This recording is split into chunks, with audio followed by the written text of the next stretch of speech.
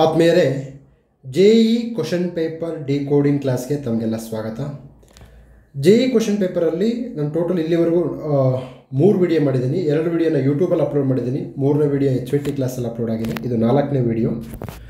27ರಿಂದ question number 27ಇಂದ 41ವರೆಗೂ ಆ ಕ್ವಶನ್ ಪೇಪರ್ ಸಾಲ್ವ್ ಮಾಡಿರೋದು. ಪೊಲಿಟಿ ಸೆಕ್ಷನ್ನ we have uploaded in HVT classes. ಈಗ 5th HVT ಬೆಸ್ಟ್ ಸ್ಟಾರ್ಟ್ ಆಗಿದೆ. ನೋಡಿ, I want to tell one thing for you people. ಸುಮಾರು 2ರಿಂದ 3 ವರ್ಷ ಓದ್ತಾ ಇರೋರು ನಿಮ್ಮ ಪ್ರಿಪ್ರೇಷನ್ ಮೆಥಡಾಲಜಿಯನ್ನು ತುಂಬ ಚೇಂಜ್ ಮಾಡ್ಕೋಬೇಕಾಗಿದೆ. ಓಕೆ, ಏನಕ್ಕೆ ಅಂತಂದರೆ ಇಲ್ಲಿ ಬಂದಿರತಕ್ಕಂಥ questions purely concept based questions ಬಂದಿದ್ದಾವೆ. UPSC ಲೆವೆಲ್ಗೆ ಓದೋರು ಇಂತಹ ಎಕ್ಸಾಮ್ಸ್ಗಳನ್ನು ಕ್ಲಿಯರ್ ಮಾಡೋಕ್ಕೆ ಸಾಧ್ಯ. ಆದ್ದರಿಂದ ಕನಿಷ್ಠ ನಿಮ್ಮ ಪ್ರಿಪ್ರೇಷನ್ನು KS ಲೆವೆಲ್ಗೆ ಇರಬೇಕು. C ಗ್ರೂಪಿಗೆ 3 ತಿಂಗಳು ಕೋಚಿಂಗು, 4 ತಿಂಗಳು ಕೋಚಿಂಗ್ ತೊಗೋಬೇಕಾದ್ರೆ ಒಮ್ಮೆ ಆಲೋಚನೆ ಮಾಡಿ. ನಾನು ಅಲ್ಲಿ ತೊಗೊಳ್ಳಿ ಇಲ್ಲಿ ತೊಗೊಳ್ಳಿ ಅಂತ ಎಲ್ಲೂ ಹೇಳಲ್ಲ. ಸೆಲ್ಫ್ ಪ್ರಿಪ್ರೇಷನ್ ಆದರೂ ಮಾಡಿ, ಕೋಚಿಂಗ್ ಆದರೂ ಹೋಗಿ, that is left to you. But your preparation should be a more standard. Okay, standardised ಇರಬೇಕು, ಸ್ಟ್ಯಾಂಡರ್ಡ್ ಆಗಿರಬೇಕು. ಓಕೆ, ಈಗ ನಾನು ಡಿಸ್ಕಷನ್ ಮಾಡ್ತಕ್ಕಂಥದ್ದು ಎಕನಾಮಿಕ್ಸ್ ಕ್ವಶನ್. ರಿಯಲಿ ಹೇಳ್ತೀನಿ, ಎಕನಾಮಿಕ್ಸ್ ಕ್ವಶನ್ ನೀವು ಸಾಲ್ವ್ ಮಾಡಬೇಕಂತಂದರೆ ಫಸ್ಟ್ ನಿಮಗೆ ಎಕನಾಮಿಕ್ಸ್ ಚೆನ್ನಾಗಿ ಅರ್ಥ ಆಗಿರಬೇಕು. ಸ್ಪೆಷಲಿ JEE ಅಂತ ಇರ್ತೀರಾ, ಇಲ್ಲಿ ಸೈನ್ಸ್ ಬ್ಯಾಕ್ಗ್ರೌಂಡಲ್ಲಿ ಇರ್ತೀರಾ. ನೀವೆಲ್ಲ ಹೈ ಲೆವೆಲ್ ಓದಬೇಕಂದ್ರೆ ಹೈ ಲೆವೆಲ್ ಕ್ಲಾಸಸ್ ಕೇಳಬೇಕಾಗುತ್ತೆ, ಹೈ ಲೆವೆಲ್ ಕೋಚಿಂಗ್ ಇರಬೇಕು, ಹೈ ಲೆವೆಲ್ ಗೈಡೆನ್ಸ್ ಇರಬೇಕು. ಓಕೆ, ಸೊ ಇಲ್ಲಿ ಬಂದಿರತಕ್ಕಂಥ ಕಾನ್ಸೆಪ್ಟ್ಗಳು ತುಂಬ ಕಾನ್ಸೆಪ್ಚುಯಲ್ ಓರಿಯೆಂಟೆಡ್ ಬರುತ್ತೆ. ಸೊ ಎಂದಿನಂತೆ ಶಾಂತ ಮಾರ್ಗದಲ್ಲಿ ನಾವು ಕರೆಂಟ್ ಅಫೇರ್ಸ್ನ ಜಾಸ್ತಿ ಅಪ್ರಿಷಿಯೇಟ್ ಮಾಡಲ್ಲ. ಯಾಕಂದರೆ ವಿ ಹ್ಯಾವ್ ಸೀನ್ KPSC ಯಾವುದೇ ಕ್ವಶನ್ ಪೇಪರ್ ನೋಡಿ, hardly will get 4 to 5 questions, hardly will get 4 to 5 questions. Okay, 4ರಿಂದ 5 ಕ್ವಶನ್ಗೋಸ್ಕರ ಸ್ಟಾಟಿಕ್ಕನ್ನು ಮರಿಬೇಡಿ. ಸ್ಟಾಟಿಕ್ಕನ್ನು ನೀವು ಒಂದು ಬೇರೆ ಓದ್ಕೊಂಡಾಗ ನೀವು ಕೆಲಸ ಮಾಡ್ಕೊತೂ ಎಕ್ಸಾಮ್ಸ್ ಕ್ಲಿಯರ್ ಮಾಡ್ಬೋದು. ಕನಿಷ್ಠ 3ರಿಂದ 4 ವರ್ಷ ಆನೆಸ್ಟಾಗಿ ಓದಿದ್ರು ಪ್ಲಾನ್ ಬಿಗೆ ತಯಾರಾಗಬೇಕಾಗುತ್ತೆ. ಪ್ಲಾನ್ ಬಿಗೆ ತಯಾರಾಗಿಲ್ಲ ಅಂದರೆ ನಿಮ್ಮ ಭವಿಷ್ಯ ಒಂದು ಅಲ್ಲೋಲ ಕಲ್ಲೋಲ ಆಗ್ಬೋತಕ್ಕಂಥ ಚಾನ್ಸಸ್ ಇರುತ್ತೆ. ಸೊ 4 ವರ್ಷ ಓದಿದ್ರು ಪ್ಲಾನ್ ಬಿಗೆ ಬನ್ನಿ. ತದನಂತರದಲ್ಲಿ ಕಂಟಿನ್ಯೂಸ್ ಆಗಿ ಭಾಳ ಜನ ಓದ್ತಾ ಇದ್ದಾರೆ. ಯಾವುದೇ ಕಾರಣಕ್ಕೂ ಟೆಸ್ಟ್ ಸೀರೀಸ್ ಅಟೆಂಡ್ ಆಗಿಲ್ಲ ಅಂತಂದರೆ ನಿಮಗೆ ಮಾರ್ಕ್ಸ್ ಜಾಸ್ತಿ ಬರಲ್ಲ. Test series will add extra things into your preparation, into your life. ನಾನು 0.5 ಮಾರ್ಕ್ಸಲ್ಲಿ PSI ಜಾಬ್ನ ಕಳ್ಕೊಂಡವ್ರನ್ನ, 1 ಮಾರ್ಕ್ಸಲ್ಲಿ UPSC ರ್ಯಾಂಕ್ ಮಿಸ್ ಆದವ್ರನ್ನ ನೋಡಿದ್ದೀನಿ. ಆ ಒಂದೊಂದು ಮಾರ್ಕ್ಸ್ಗಳು, ಒಂದೊಂದು ಅಂಕಗಳು ಸಹ ನಿಮ್ಮ ಭವಿಷ್ಯವನ್ನು ಬದಲಾವಣೆ ಮಾಡ್ತಕ್ಕಂಥದ್ದನ್ನು ನಾವು ನೋಡಬಹುದು. ಓಕೆ, ಈಗ ನಮಗೆ ಮೋಸ್ಟ್ ಇಂಪಾರ್ಟೆಂಟು ಏನಪ್ಪ, ಇಂಗ್ಲೀಷಲ್ಲಿ ಓದ್ತೀನಿ, ಕನ್ನಡದಲ್ಲಿ ಯಾಕೆ ಓದಬಾರ್ದು ಅಂತ ನಾನು ಮುಂದೆ ಎಕ್ಸಾಂಪಲ್ ಸಮೇತ ಕೊಟ್ಕೊಂಡು ಹೋಗ್ತೀನಿ. ಕನ್ನಡ ಬಂದಿಲ್ಲ ಅಂದರೆ ನಾನು ನಿಮ್ಮನ್ನು ಕೇಳಲ್ಲ. ಸೊ ಮಿನಿಮಮ್ ಬೇಸಿಕ್ ಇಂಗ್ಲೀಷ್ ಬೇಕೇ ಬೇಕು. Okay, consider the following: nutritional norm, price deflator. Which of the above is required to understand the magnitude of the poverty ratio? ನೋಡಿ, ಇಲ್ಲಿ HYT ಹೈ ಯೀಲ್ಡಿಂಗ್ ಟಾಪಿಕ್ ಯಾವುದಪ್ಪ ಅಂತಂದರೆ ಪವರ್ಟಿ. ಪ್ರೈಸ್ ಡಿಫ್ಲೇಟರ್ ಅಂತಂದರೆ current ಪ್ರೈಸಸ್ಗೂ base year ಅಂತ ಇರುತ್ತೆ, ಅವೆರಡರ ನಡುವಿನ ಡಿಫ್ಲೇಟರು. So ಒಂದು price deflator ಸಹ ಒಂದು ಪವರ್ಟಿನ ಮೆಜರ್ ಮಾಡಬೇಕು. ನ್ಯೂಟ್ರಿಷನ್, ಎಸ್, ನಮಗೆ ಸಚಿನ್ ತೆಂಡೂಲ್ಕರ್ ಕಮಿಟಿ ಬರ್ತಕ್ಕಂಥದ್ದು ನೋಡ್ಬೋದು. Calories, how much calories they take. ತದನಂತರ ರಂಗರಾಜನ್ ಕಮಿಟಿ ಬರ್ತಕ್ಕಂಥದ್ದು ಇರ್ಬೋದು. ಸೊ ನೀವೀಗ ಏನು ಮಾಡಬೇಕಪ್ಪ ಅಂತಂದರೆ ಪವರ್ಟಿಯಲ್ಲಿ nutrition intake, Lakdawala committee, Sachin Tendulkar committee, ತದರ C Rangarajan committee, yes exams important. So ಈ ಒಂದು ಪವರ್ಟಿ ಅಂತಕ್ಕಂಥದ್ದು HYT ಇಲ್ಲಿ ಆನ್ಸರ್ ಬೋತ್ 1 and 2. ಸೊ ತದನಂತರದಲ್ಲಿ ನಿಮಗೆ ಇನ್ಫ್ಲೇಷನ್, ಪ್ರೈಸ್ ಡಿಫ್ಲೇಟರಲ್ಲೂ ಸಹ you can use it. Okay, ತದನಂತರದಲ್ಲಿ the poverty ratio, yes, poverty is ಎಕ್ಸಾಮ್ಸ್ಗೆ ಇಂಪಾರ್ಟೆಂಟು. ಪವರ್ಟಿನ ನೀವು ಮಿಸ್ ಆದರೆ you will going to become poverty, ನೀವು ಬಡತನಕ್ಕೆ ಹೋಗ್ಬಿಡ್ತೀರ. Poverty is the most important topic for your examination. Basic ಆ್ಯಂಗಲಿಂದ ಓದ್ಕೊಳ್ಳಿ. ಬೇಸಿಕ್ ಆ್ಯಂಗಲಿಂದ ಓದ್ಕೊಂಡ್ರೆ ಎಕ್ಸಾಮ್ಸು ಕ್ಲಿಯರ್ ಆಗುತ್ತೆ ಹೊರತು ಕರೆಂಟ್ ಅಫೇರ್ಸ್ ಆ್ಯಂಗಲಿಂದ ತಾವು ಯಾವುದೇ ಕಾರಣಕ್ಕೂ ಓದಿದ್ರೆ ಲಾಭ ಆಗುತ್ತೆ, ಬಟ್ ಕಡಿಮೆ ಲಾಭ ಆಗುತ್ತೆ. ಓಕೆ, ಮತ್ತು ಇರೋಬರ ಕರೆಂಟ್ ಅಫೇರ್ಸನ್ನು ಡೈಲಿ 20 ನಿಮಿಷಕ್ಕಿಂತ ಜಾಸ್ತಿ ಪ್ರಜಾವಾಣಿ ಪೇಪರ್ ಅಥವಾ ಹಿಂದೂ ಪೇಪರ್, ಇಬ್ಬರದು IAS ಓದೋರು, KS ಓದೋರು, ಸ್ಟೇಟ್ ಎಕ್ಸಾಮ್ಸ್ಗೆ ಓದೋರು ಮೆಥಡಾಲಜಿ ಸೇಮ್, ಮೆಥಡಾಲಜಿ ಒಂದೇ ಥರ ಇರುತ್ತೆ. ಆದರೆ ನೀವು IAS ಓದೋದು ಅಂತೇಳಿ ಜಾಸ್ತಿ ಓದೋದು, KS ಅಂತೇಳಿ ಕಡಿಮೆ ಓದೋದು. ಸಾಧಕರು PCಯಲ್ಲಿ ಸಾಧಕ ಆದವನಿಗೂ ಒಂದೇ ಲಕ್ಷಣ, IAS ಅಲ್ಲೂ ಸಾಧಕ ಆದವನಿಗೂ ಒಂದೇ ಲಕ್ಷಣ ಇರುತ್ತೆ. ಬಟ್ ಮ್ಯಾಗ್ನಿಟ್ಯೂಡು, ಅಪ್ರೋಚು, ಆ್ಯಟಿಟ್ಯೂಡು, ತದನಂತರದಲ್ಲಿ ಒಂದು ಡೈಲಿ ರೂಟೀನ್ ಸ್ವಲ್ಪ ಡಿಫ್ರೆಂಟ್ ಆಗಿರುತ್ತೆ.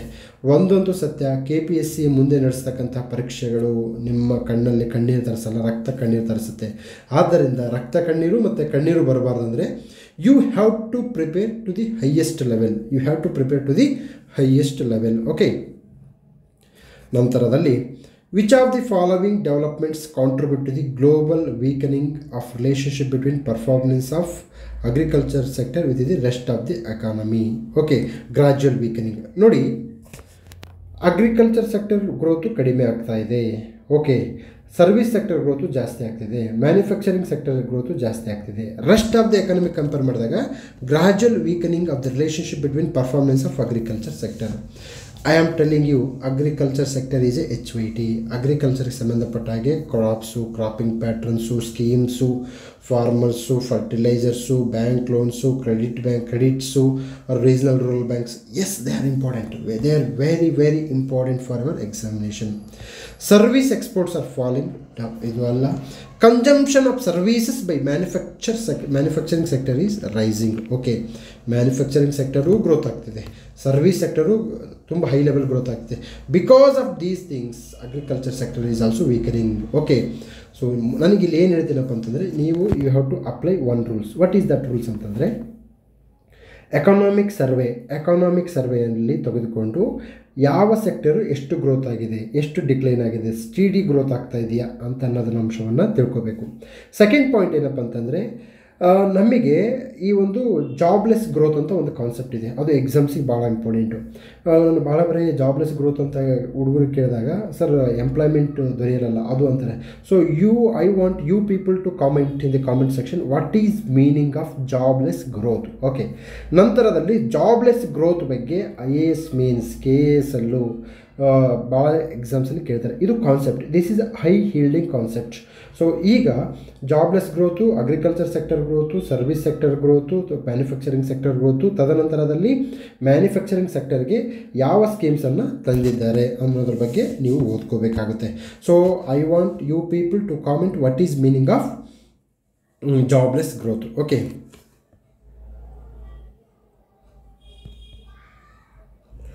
ಎಸ್, ನೆಕ್ಸ್ಟ್ 44th ಕ್ವಶನ್ ನೋಡಿ, ಅಗ್ರಿಕಲ್ಚರ್ ಬಗ್ಗೆ ಬಂತು. So agriculture is a HYT. Consider the following statement. Agriculture reduces poverty. Yes, ಇದು 50% ಸತ್ಯ, 50% ಸುಳ್ಳು. ಯಾಕೆಂತಂದರೆ, because of agriculture there is a poverty in the rural area. Yes, because of agriculture few families are getting employment. Rural employment is going to generate.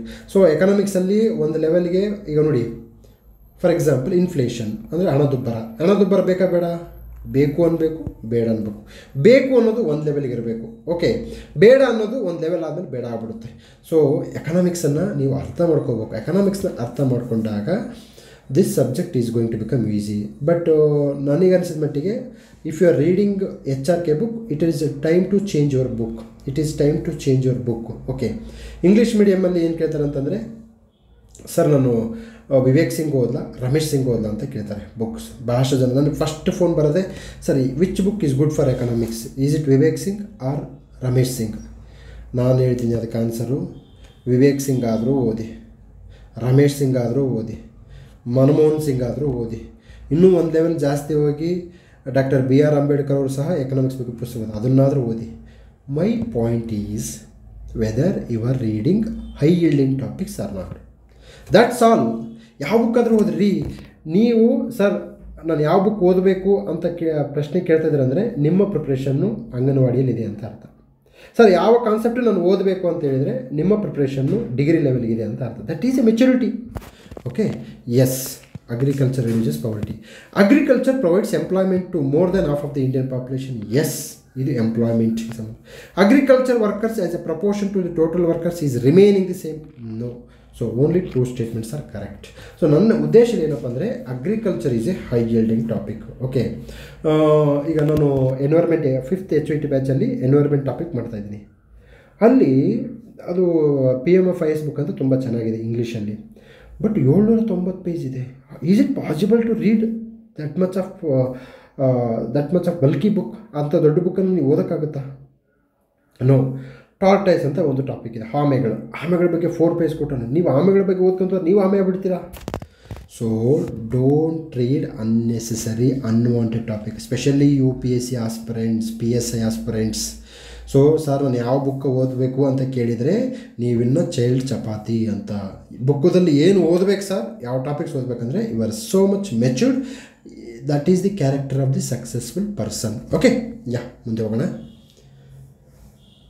So ಅಗ್ರಿಕಲ್ಚರ್ಗೆ ಸಂಬಂಧಪಟ್ಟ ಹಾಗೆ ಭಾಳಷ್ಟು question. UPSC OG original gangster. Okay, minimum support price, yes HYT minimum support price. So ನಮ್ಮ next new HYT ಬ್ಯಾಚಲ್ಲಿ I am going to start with economics. ಹೊಸ HYT ಬ್ಯಾಚಲ್ಲಿ I am going to start with ಎಕನಾಮಿಕ್ಸನ್ನು ಅರ್ಥ ಮಾಡ್ಕೋಬೇಕು. Okay, ಅರ್ಥ ಮಾಡ್ಕೊಂಡಾಗ easy ಆಗುತ್ತೆ.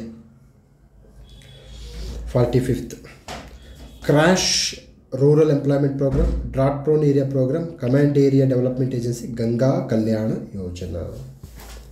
ಸರ್ ಏನು ಸರ್ ಇವು, ನಾವು ನಮ್ಮ ತಂದೆಯವರು ಸಹ ಹುಟ್ಟಿದ್ದಿಲ್ಲ ಅಂತ ಬಂದಿರತಕ್ಕಂಥ ಸ್ಕೀಮ್ಸನ್ನು ಕೇಳ್ತಾರೆ. ಹೇಗೆ ಓದಬೇಕು ಸರ್ ಅಂದರೆ, ನೋಡಿಯಪ್ಪ, ಕೆಲವೊಂದು schemes HYT for the exam. Okay, ನೋಡಿ ಈ command area, drought prone area ಇದೆಯಲ್ಲ, ಇವೆಲ್ಲ HYT, ಇವೆರಡು HYT. ಓಕೆ, ನೀವೇನು ಮಾಡಬೇಕಂತಂದರೆ ಈ ಸ್ಕೀಮ್ಸಿಂದ ಇರತಕ್ಕಂತಹ ಒಂದು ಇಂಟೆನ್ಷನ್ನು, ಸ್ಕೀಮ್ಸನ್ನ ಯಾವ ಮಿನಿಸ್ಟ್ರಿ ಇಂಪ್ಲಿಮೆಂಟ್ ಮಾಡ್ತಾ ಇದೆ ಅನ್ನೋದನ್ನು ತಿಳ್ಕೋಬೇಕು. ಕಮಾಂಡ್ ಏರಿಯಾ ಡೆವಲಪ್ಮೆಂಟ್ ಪ್ರೋಗ್ರಾಮ್ ಅಂದರೆ ಅಚ್ಚುಕಟ್ಟು ಪ್ರದೇಶ ಅಭಿವೃದ್ಧಿ ಒಂದು ಯೋಜನೆ ಇದಿರ್ಬೋದು, ಅಂದರೆ ಜಲಾನಯನ ಪ್ರದೇಶ ಅಭಿವೃದ್ಧಿ ಯೋಜನೆ. Yes, these are the things which you are going to come into your exams again and again. ನೀವು ಈಗ ಫಾರ್ ಎಕ್ಸಾಂಪಲ್ ಯಾವುದೋ ಒಂದು ಬುಕ್ XYZ ಬುಕ್ಕದಲ್ಲಿ ಹಿಂಗೆ ಪೇಜ್ ಕೊಡ್ತಾನೆ, ಇಲ್ಲಿ ಸ್ಕೀಮ್ಸು ಇಯರ್ಸು ಕೊಟ್ಟು ಮಿನಿಸ್ಟ್ರಿ ಕೊಟ್ಬಿಟ್ರೆ ಇಡೀ ಯೋಜನೆಗಳನ್ನು ಓದೋಕ್ಕಾಗಲ್ಲ. ಓಕೆ, ಅದಕ್ಕೆ ಹೈ ಈಲ್ಡಿಂಗ್ ಟಾಪಿಕ್ ಸ್ಕೀಮ್ಸನ್ನು ನೀವು ಓದಬೇಕಾಗುತ್ತೆ. ನೋಡಿ, ನೀವು ಅಚ್ಚುಕಟ್ಟು ಪ್ರದೇಶ ಅಭಿವೃದ್ಧಿನ ಇಲ್ಲೇನಂತ ಕೊಟ್ಟರೆ ಆಜ್ಞಾಪಿತ ಪ್ರದೇಶ ಅಭಿವೃದ್ಧಿ ಏಜೆನ್ಸಿ. ಯಾರಿಗಾದರೂ ಆಗ್ನೇಯಪಿತ ಪ್ರದೇಶದ ಅಭಿವೃದ್ಧಿ ಏಜೆನ್ಸಿ ಅಂದರೆ ಅರ್ಥ ಆಗಿದೆಯಾ? ಕಾಮೆಂಟ್ ಸೆಕ್ಷನ್ ಮೆನ್ಷನ್ ಮಾಡಿಯಪ್ಪ. ನೀವು command area development programme, how it is possible ರೀ? ಓಕೆ, ಅದಕ್ಕೆ ನಾನು ಪ್ರತಿ ಬಾರಿ ಹೇಳ್ತೀನಿ, ಇಂಗ್ಲೀಷ್ ಬಗ್ಗೆ ಕನಿಷ್ಠ ಜ್ಞಾನ ಇರಬೇಕಾಗುತ್ತೆ. ಓಕೆ, ನೋಡಿ, drought prone area programme, desert development programme, ministry of agriculture, ministry of environment, ಇಲ್ಲಿ ಮಿನಿಸ್ಟ್ರಿ ಕೇಳ್ತಾನೆ. ಇದು UPSC ಸಿವಿಲ್ ಸರ್ವಿಸ್ 2014 ಕೇಳಿದ್ದಾರೆ.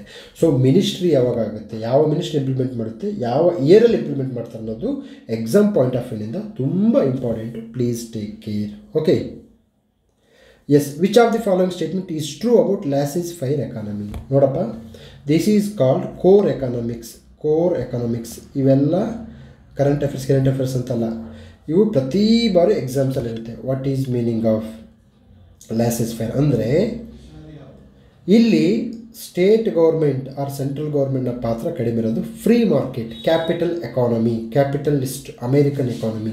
ಲಾಸೆಸ್-ಫೈರ್ ಅಂದರೆ it is a branch of socialism ಅಲ್ಲ. It involves economic transactions between private firms without any intervention from the state or government. So ಈ ಒಂದು ಒತ್ತಡ LPGಗಿಂತ ಮುಂಚೆ ಇತ್ತಲ್ಲ, licence Raj, that is against to the laissez faire. Laissez faire ಅಂತಂದರೆ ಅದು ಮುಕ್ತವಾದ ಮಾರುಕಟ್ಟೆ, ಮುಕ್ತವಾದ ಆರ್ಥಿಕತೆ, ಅದನ್ನು ಲಾಸೆಸ್-ಫೈರ್ ಎಕಾನಮಿ ಅಂತಾರೆ. ಇದು ಇಂತಹ ಬೇಸಿಕ್ ಕೋರ್ ಕಾನ್ಸೆಪ್ಟ್ಸ್ ಆಫ್ ಎಕಾನಮಿನ ನೀವೇನು ಮಾಡಬೇಕು, ಒಂದು ಲೀಸ್ಟ್ ಮಾಡ್ಕೋಬೇಕು. ಡಿಮ್ಯಾಂಡ್ ಕರ್ವ್ ಅಂದರೆ ಏನು, ಸಪ್ಲೈ ಕರ್ವ್ ಅಂದರೆ ಏನು, ಸಪ್ಲೈ ಜಾಸ್ತಿ ಆದಾಗ ಕರ್ವ್ ಯಾವ ಕಡೆ ಹೋಗುತ್ತೆ. ತದನಂತರದಲ್ಲಿ ಲಾಸ್ಟ್ ಇಂಡಸ್ಟ್ರಿಯಲ್ ಎಕ್ಸ್ಟೆನ್ಷನ್ ಆಫೀಸರಲ್ಲಿ Lorenz curve, Phillips curve, Gini coefficient, ಇಂತಹ ಕಾನ್ಸೆಪ್ಟ್ಗಳ ಬಗ್ಗೆ ಓದ್ಕೊಂಡಾಗ ಅಂಥ ಕ್ವಶನ್ಸ್ ಬಂದಿತ್ತು ಈ ಕರ್ವ್ಸ್ಗಳ ಬಗ್ಗೆ. ಸೊ ಕೋರ್ ಎಕಾನಮಿ ಓದ್ಕೋಬೇಕು. ಲಾಸೆಸ್-ಫೈರ್ ಎಕಾನಮಿ ಅಂತ ನಿಮಗೆ ಕಾನ್ಸೆಪ್ಚುಯಲ್ ಕ್ಲಾರಿಟಿ ಇದ್ದಾಗ ಯಾವ ಪುಸ್ತಕ ಓದಿದ್ರೇನು, ಪುಸ್ತಕ ಇಂಪಾರ್ಟೆಂಟ್ ಅಲ್ಲ, concepts important. Okay, let's move forward. Okay,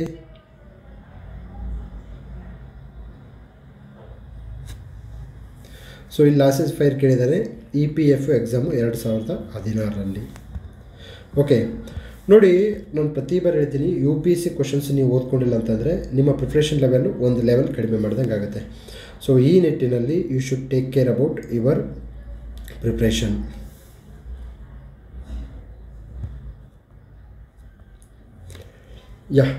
in order to check the tax evasion to supplement the income tax, which of the following taxes were proposed by Caldor for India in 1956? ಏನಾಗುತ್ತೆ ಅಂದರೆ, ನಾವು ತೆರಿಗೆ ಸಂಗ್ರಹ ಪ್ರಮಾಣವನ್ನು ಜಾಸ್ತಿ ಮಾಡಬೇಕಂದ್ರೆ ಏನೇನು ಮಾಡಬೇಕು ಅಂತ ಕೇಳ್ತಾರೆ.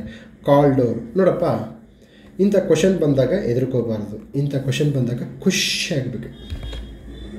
ಖುಷಿ ಆದಾಗ ಏನು ಖುಷಿ ಆಗಬೇಕಂತಂದರೆ ಈ ಕ್ವಶನ್ನು ಯಾರಿಗೂ ಗೊತ್ತಿಲ್ಲ. Yes, this type of questions is going to be tackled by the UPSC aspirants, but this question came to C group exams, so that's why don't bother. 90% of the students ಗೆ ಈ ಕ್ವಶನ್ನುಗೆ answer ಗೊತ್ತಿರಲ್ಲ. ಯಾರಿಗೆ ಈ question easy ಅಂತಂದರೆ ಈ ಕ್ವಶನನ್ನು ನೋಡಿಕೊಂಡು ಗೂಗಲಲ್ಲಿ answers ಹುಡುಕಿದವರಿಗೆ ಇದು ತುಂಬ ಈಸಿ ಅನಿಸುತ್ತೆ. ಅವ್ರಿಗೆ ಇಡೀ ಕ್ವಶನ್ ಪೇಪರ್ ಈಸಿ, ಸೊ ಅವರು ನಮ್ಮ ಟಾರ್ಗೆಟ್ ಸೆಕ್ಷನ್ನು ಅಲ್ಲ. ಬಟ್ ನಾನು ನಿಮಗೆ ಇದರಿಂದ ಏನು ತಿಳ್ಕೊಬೇಕಪ್ಪ, ಏನು ಹೇಳ್ತಾ ಇದ್ದೀನಿ ಅಂತಂದರೆ ಟ್ಯಾಕ್ಸ್ is a HYT. ಟ್ಯಾಕ್ಸಲ್ಲಿ ಇಂಡೈರೆಕ್ಟ್ ಟ್ಯಾಕ್ಸ್ ಅಂದ್ರೇನು, ಡೈರೆಕ್ಟ್ ಟ್ಯಾಕ್ಸ್ ಅಂದ್ರೇನು, ಕ್ಯಾಪಿಟಲ್ ಗೇನ್ಸ್ ಟ್ಯಾಕ್ಸ್ ಅಂತಂದ್ರೇನು, annual tax and wealth, personal expenditure tax ಅಂದ್ರೇನು, ಟೋಬಿನ್ ಟ್ಯಾಕ್ಸ್ ಅಂತಂದರೆ ಏನು, ಡಿಫ್ರೆಂಟ್ ಟೈಪ್ ಆಫ್ ಟ್ಯಾಕ್ಸಸ್, ಅದು ನಿಮ್ಮ ಎಕ್ಸಾಮ್ಸ್ಗೆ 100% ಬರುತ್ತೆ. So what is regressive tax, what is progressive tax? Okay, so indirect tax ನೋಡಿ, ಇಂಡೈರೆಕ್ಟ್ ಟ್ಯಾಕ್ಸಲ್ಲಿ 1 ಲೀಟ್ರು ನಾವು ಯಾವುದೋ ಕೊಬ್ಬರಿ ಎಣ್ಣೆ ತೆಗೆದುಕೊಂಡಾಗ ವಿರಾಟ್ ಕೊಹ್ಲಿನೂ ಸೇಮ್ ಅಮೌಂಟು ಟ್ಯಾಕ್ಸ್ ಕಟ್ತಾರೆ, ನಾವು ಸಹ ಸೇಮ್ ಟ್ಯಾಕ್ಸ್ ಕಟ್ತೀವಿ. ಯಾಕೆ? Why it is so? Don't you think it is a injustice? ಏನಕ್ಕೆ ಅಂದರೆ Virat Kohli buying capacity is 1000 times more than common man, but he is paying same tax, we are paying same tax. So indirect tax is going to hamper common man. Okay, so ಅದಕ್ಕೆ regressive tax ಅಂದ್ರೇನು, progressive tax ಅಂದ್ರೇನು, direct ಟ್ಯಾಕ್ಸಲ್ಲಿ ಯಾವಾಗ ಬರುತ್ತೆ, indirect ಟ್ಯಾಕ್ಸಲ್ಲಿ ಯಾವಾಗ ಬರುತ್ತೆ, state government ಯಾವ tax ಆಗ್ತವೆ, central government ಯಾವ ಟ್ಯಾಕ್ಸ್ ಆಗುತ್ತೆ, GST ರಿಲೇಟೆಡು, ಟ್ಯಾಕ್ಸ್ ಎವೇಷನ್ನು, ಇವೆಲ್ಲ ತಿಳ್ಕೊಬೇಕ್ರಿ. ಇವೆಲ್ಲ ಎಕ್ಸಾಮ್ಸ್ಗೆ ಇಂಪಾರ್ಟೆಂಟು. ಓಕೆ, ನೆಕ್ಸ್ಟು ನಮಗೆ ಕಂಡು ಬರ್ತಕ್ಕಂಥದ್ದು again economics. Consider the following policies in product and capital market sector. Yes, capital market ಅಂತಂದರೆ ಏನು, ಪ್ರಾಡಕ್ಟ್ ಮಾರ್ಕೆಟ್ ಅಂತಂದರೆ ಏನು, ಶಾರ್ಟ್ ಟರ್ಮ್ ಲೋನ್ಸ್ ಅಂದರೆ ಏನು, ಲಾಂಗ್ ಟರ್ಮ್ ಲೋನ್ಸ್ ಅಂದರೆ ಏನು, ಬಾಂಡ್ ಅಂದ್ರೇನು, ಡಿವೆಂಚರ್ಸ್ ಅಂದ್ರೇನು, ಕನ್ವರ್ಟಬಲ್ ಬಾಂಡ್ಸ್ ಅಂದ್ರೇನು. Yes, this is very important. Encouraging FDI is always important. ವಿದೇಶಿ ಹೂಡಿಕೆಯನ್ನು ಜಾಸ್ತಿ ಮಾಡಿದಾಗ you are getting more amount. If you get more amount then our rupee is going to be strengthened. ನಂತರದಲ್ಲಿ there is a funds available for investment ಜಾಸ್ತಿ ಆದಾಗ ನಮಗೆ employment ಆದಾಗ production ಜಾಸ್ತಿ ಆದಾಗ ಲಿವಿಂಗ್ ಸ್ಟ್ಯಾಂಡರ್ಡ್ ಜಾಸ್ತಿ ಆಗುತ್ತೆ. This is of FD. So what I want to tell to you people is that you take care about FD related to current affairs important. ಇಲ್ಲಿ ಹೇಳ್ತಾ ಇದ್ದೀನಿ ನಾನು current affairs. Yes, that is important. Current ಅಫೇರ್ಸ್ಗೆ ಸಂಬಂಧಪಟ್ಟ ಹಾಗೆ FDಗೆ ನೀವೇನು ಮಾಡಬೇಕಂತಂದರೆ ವಿಶೇಷವಾಗಿ budget and economic survey. Economic ಸರ್ವೇನ ಮ್ಯಾಕ್ಸಿಮಮ್ಮು 6 to 7 ಅವರ್ಸಲ್ಲಿ ಮುಗಿಸ್ಬೇಕು ನೀವು. ಮ್ಯಾಕ್ಸಿಮಮ್ ಎಕನಾಮಿಕ್ ಸರ್ವೇನ ಮೋರ್ ದೆನ್ 6 to 7 ಅವರ್ಸ್ ನೀವು ತೊಗೊಂಡಿದೆ ಅಂತಂದರೆ your reading redundant, unwanted and not worthy information. So ಅದು ನೀವು ತಿಳ್ಕೊಳ್ಳಿ. FD is important, FII important. Okay, foreign institutional investors.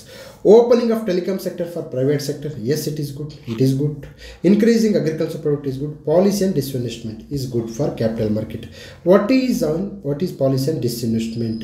ಹೂಡಿಕೆ ಹಿಂತೆಗೆತದ ಬಗೆಗಿನ ನೀತಿ. ಹೂಡಿಕೆ ಹಿಂತೆಗೆತ ಅಂದರೆ ಫಾರ್ ಎಕ್ಸಾಂಪಲ್ ನಾವೇನು ಮಾಡ್ತೀವಿ, ಯಾವುದೋ ಒಂದು HAL ಕಂಪನಿಯಿಂದ ಗೌರ್ಮೆಂಟು ತನ್ನ ಶೇರ್ನ ಕಡಿಮೆ ಮಾಡಿಕೊಂಡು ಪ್ರೈವೇಟ್ ಸೆಕ್ಟರ್ಗೆ ಕೊಡುತ್ತೆ. ಓಕೆ, ಪ್ರೈವೇಟ್ ಸೆಕ್ಟರ್ ಬಂದಾಗ they will bring capital, they will bring human resource, they will bring technology, they will bring standard operating procedure, they will bring efficiency, so they will bring economic products. That's why we should allow private sector to enter into the market. So we have allowed private sector into the telecom sector. That's why we are going to get one of the best service at the cheapest price, at affordable prices.